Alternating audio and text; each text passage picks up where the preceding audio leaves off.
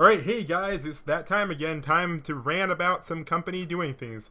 This is not going to be nearly as passionate or as uninformed as my Ghost in the Shell video, but this is certainly something that needs to be talked about. I don't really see people talking about both sides. People either take one side or the other. So I'm going to pretend like I'm more impartial than them, even though I might not be, and let's just talk about this. So the main change has been to the community guidelines in reference to Amazon reviews. So let's take a look at what they used to have. So for promotional and commercial solicitation. Um, so here's some of the stuff that makes sense. This is stuff that's always been the case. Creating or modifying or posting comments regarding your relatives, close friends, business associates, employer. Basically, you can't review your best friend's products. You can't review anything for the business you work for or your employers are connected to or anything like that. Perfectly fine, makes sense. There's no second way of seeing that. There's no really, I don't think there's a real big support for the other side. Let's look at the other thing. Posting comments regarding competitors' products. Again, makes sense. Sure, you may not like the competitors' products, but you're going to be extremely biased if you work for the other company. Creating or modifying in exchange for a compensation of any kind. Now that's the big kicker. That's what's new. Sorry about that. All right, so free or discounted products on behalf of you or anyone else. So that basically means that Amazon has effectively completely shut down review samples. Now this doesn't mean all review samples. If you want to make if you want to make a YouTube video on it, that's perfectly fine. You want to post it on your blog, that's perfectly fine. But they're saying from now on, you can't post any review on Amazon where you received anything back. And yeah, that's kind of a big deal. Some people say like, oh yeah, of course, because then you'll just say nice things. And honestly, I have actually been one of the people who's gotten stuff in exchange for reviews. And I can't say that you're always going to be one or the other. For example, I've seen people, I've reviewed products, and I've seen other people's reviews. We both got compensated, and they'll completely ignore any products with the problems with the product. And I'll notice some stuff, so I'll post it. I mean, yeah, I feel like some people definitely are going to abuse this, and just for getting a free sample, they'll only say good things. There's going to be people who only say bad things because they just really don't like the product. So I feel like this is a step in the right direction. But let me explain another thing. Anytime you don't pay for something and you're asked to comment on it, you're going to be biased. I'm not going to say, I like to believe that I personally do not just give good reviews to people who give me free products. I can guarantee there's people right now who automatically think if you get something for free, you're automatically going to like it. That's not the case, but I do believe it makes you biased. For example, if somebody gave me a laptop to review, and let's say that laptop was $800, and let's say the webcam didn't work and the mouse was kind of dodgy. Honestly, I'd say for a laptop, those two things aren't really that bad. I mean, I normally use a mouse, and I don't use the webcam. But if I paid $800 for a laptop, I'd want it to be working perfectly. So as much as I like to believe that if I got an $800 laptop for review, I'd be able to make a 100% unbiased review, if you're not actually putting the money down, then you're going to be biased. But in the exact opposite of that, it's not just about getting free stuff. For example, if you buy let's just say, a smartphone or whatever, and you spent like all your hard-earned money on the smartphone and it has some minor problems, you'd probably be upset with that. But let's just say somebody else, for example, just needs a temporary smartphone while they wait for their Samsung Galaxy S7 to get back from the exploding factory. And they just need something temporarily. They'll pick up this phone, it has a few problems, not a big deal. They're not using it long term, and it didn't cost them very much money. So even though it's the same price for both of you, one of you is going to be more biased because one of you were more invested in it. This is going to be your long-term phone. You're planning on using it every single day, and you spent a higher percentage of your income on it. So that way you'd be way more upset about even small minor problems than someone who's just not using it long term. So that's another thing to consider. Just because you don't get something for free does not mean you're not going to be biased.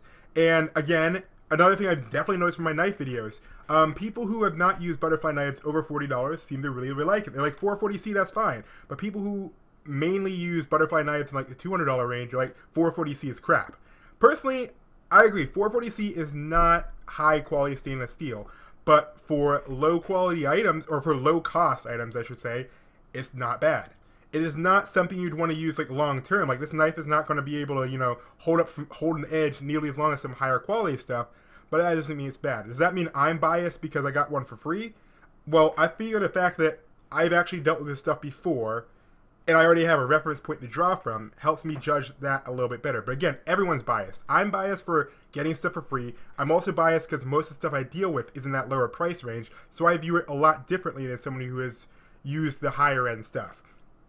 I'm sorry if I made that super, super complicated, but long story short, everyone's biased.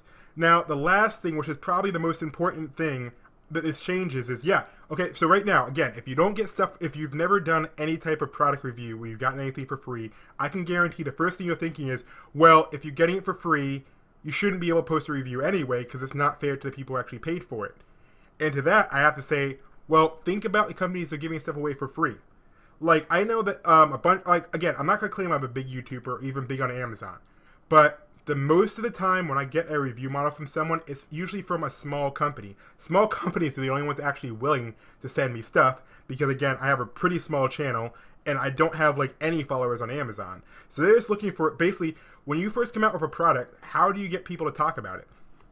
If you're a small company, you really don't have money for marketing. So what they do is they say, okay, we have this product. It has no reviews on Amazon. Nobody's talking about it. We need to get customers to actually at least give it a try. So what they do is they say, okay, well, if we have this product and we need to sell some, how about we get other people to take a look and see what they say? So, for example, I can't show any emails right now because I don't want to, just in case it's privacy stuff, but whenever I've gotten anything to review from the smaller companies, I'm not saying this is for every small company, none of them have ever restricted what I can say. They've always said, try this out, leave a review, post your thoughts, and let us know. And with that, I feel like that's a good idea. I mean, that means that one, they get reviews so people can actually even have a chance of checking out the product. Because honestly, how many of you go on Amazon and buy something that has no reviews versus something that has even 3 reviews? I personally know if I see 2 things that look exactly the same, similar specs, one has reviews and the other doesn't, even if it has 4 out of 5, I'm more willing to buy a thing with reviews on it. So for especially small companies, being able to send people review products just to get at least their foot in the door with products is a big deal. Now, I should also mention, there is one exception to this. The way you can still do reviews is through Amazon's Vine program. The Vine program is basically an Amazon-sponsored review free product thing. So it's basically exactly what the companies were doing before, but it's completely run by Amazon. And that still goes. So it's saying, like, they're still not... So basically that means people are still getting free products for reviews, and they're not going to be blocked in the future. But if a smaller company does it, then that's a big deal. Then that's what Amazon is blocking, which may also kind of sound like a double standard, because, like, wait, so if Amazon gives out free samples, has the exact same restrictions, it's okay, but when a small company who actually need the reviews does it, it's not okay, then that may seem like it's a double standard in Amazon's favor. But you have to remember, when you see smaller products, or smaller companies trying to list their products, they have an awful lot of, when they start out, even if they send out like 10 review samples, that means that when someone comes to see their website, when someone goes to their website and looks at that product, all they see is 10 people who got the product for free. And for a lot of people, that's a completely invalid review if you got it for free. I honestly don't believe that. I believe that people, just because they get something for free, as I said a bunch of times, I've gotten stuff for free before for review, even though everyone's biased, and you could say they're more biased, they still have good information in there. Like, I've never seen a person who got a review sample who just said, oh yeah, this product's good, and that was the end of their review. They at least talk about the product, so you can at least get some actual hands-on information. So, but again, the issue with that is, since Amazon's not running the free product review things, there's no way for Amazon to keep somebody from saying, hey, I'll give you this model for review, and if you say nice things, we'll give you more. The fact that it's not run through Amazon is the main problem. So Amazon's Vine program does sound like a good alternative, right? It gives companies the ability to give out free products. It's completely run by Amazon, so there's no chance, so there's less chance of, extremely biased reviews popping up and people getting paid off. The only problem is, I honestly don't know how the Vine program works. I do know this. In order to get in the Vine program, you have to post a lot of reviews. You have to get good feedback from people who read your reviews, and you have to be doing this for a long time. So that sounds great. All the people in the Vine program are, at least to a point, vetted. They've been proven to write good reviews, and people obviously agree with their opinions. So that's how they get in the Vine program. But how do people who are selling products get their products out to the Vine program? That's the main question. So think about this. If you're a company, you just made an awesome watch or whatever, and you want to get people to check it out. You list it on Amazon, but for a couple weeks, nobody's buying it because there's no reviews. What do? After this change, you're not going to be able to post, you're not going to be able to even offer it to people to get some reviews up on your site. How do you apply to the Vine program? Because every single product I've seen where it was a small company, I never see any Vine reviews. I either see just sponsored reviews, not necessarily sponsored reviews, but promotional reviews as Amazon calls them, or just one or two people who just happen to find it. It's like, this is a really big hit to the smaller people selling stuff. I mean, again, some people might say like, well, you can't just give stuff out for free because that's just basically, essentially you're trading free products for good reviews. And I agree with that to a point. Yes, you're giving stuff out, and in exchange, you're getting compensated with a free product when you post your review. So I feel like in order for this to work, Amazon should have actually taken an offensive. They should have actually said, okay, so we're getting rid of the free products, and in its place, we're going to have a better system for it. Because right now they're saying like, okay, the only way you can do it is through Vine program. Vine program is the only way you can get free products now. It's the only way you can get basically free reviews or reviews from people giving them free products. Honestly, without any marketing background or whatever, or any type of like studying on this, I would say a better way to handle this was, yes, I think getting rid of free product reviews can certainly help the situation. I think it's using a chainsaw instead of a scalpel for surgery, but I think it will help. But what I think they also need to do was implement a fix. It's like in video games when people just nerf everything and say like, okay, we fixed your problem, or our game's balanced now. No, if you got to balance it. That balancing does not just mean cutting off things that cause problems. I feel like they should fix the Vine program so one, more people can get in, and two, more people can apply to have their products there. Because basically, these companies want to get reviews on their products. That's the only thing they want. All the people I've talked to, they're not just trying to, they never have ever said, we want you to give a positive review. It's always, they just want reviews so they can actually sell their stuff. And a lot of them actually have pretty good quality stuff. So if they made the Vine program more open so the smaller businesses could apply, then there'd be actually no reason for them to be giving people pretty much under the counter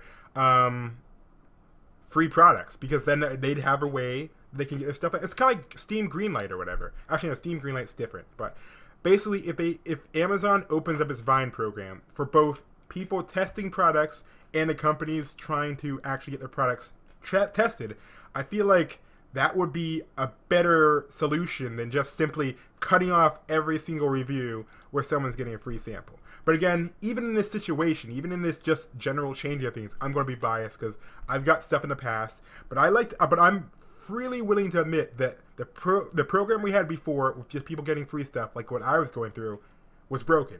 It was broken, but I feel like they only fixed half of the problem. Who knows? They may fix that later, but as of now, I feel like they just made a quick and easy fix and didn't actually think about long-term consequences, because there's more to it than just getting reviews. There's a whole lot more sides to the situation than just what they seem to be addressing. And most of the things I see online are people talking about like, haha, they're getting rid of all paid reviews. Now Amazon's going to be a nice clean slate where only people who have paid for the products can go. And yes, that's true. But then I've also seen people saying, oh no, Amazon's just getting rid of everything that's not through their Vine program so they can make that more popular, which is also true, because basically that way they make it so they're the only ones who can run the free samples. So I feel like they kind of should have worked from both angles. And also, hardly anyone's actually talking about the people who are trying to sell these products, because they need money too. So, I don't know. This is just a completely unorganized video. I'm not even sure why I'm recording this, but I'm going to upload it anyway because I have no idea. So anyway, I guess post your ideas in the comments below. If you've ever gotten a review sample, what's your opinion on this? Post that below. If you're just one person who's seen all those stupid paid reviews all over a product, no actual full reviews, I guess hopefully this helped you see a different side of it, because I know people personally who, whenever I get a free product review, they're like saying, oh, you're so lucky, you get that stuff for free. Well, for the people who actually take time to do the reviews, it's not actually free if you have to do work. Sure, I could easily just write like a 2-paragraph post and just throw it on Amazon and actually spend much time with the product beforehand.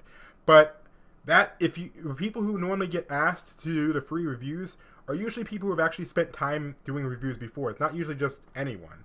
Not saying that I'm special or anything. I'm just saying that they don't normally just ask random people who don't have any posts or who have one-line reviews to do these things. They're actually trying to get people who actually kind of know what they're doing to do reviews. So, and again, how often do you actually see that little Amazon Vine thing pop up in reviews? It's like maybe once per product. So I feel like they should have figured out something that works out for everyone. But anyway, I don't fully know what I'm talking about. This is just my opinion. This is a rant. It's not supposed to make sense. But hopefully I explained the multiple points of view decently well. I'm sure I'll get blasted in the comments either way, but that's fine. I don't mind. So alright, I guess I'll see you guys in the next video, and until then, bye.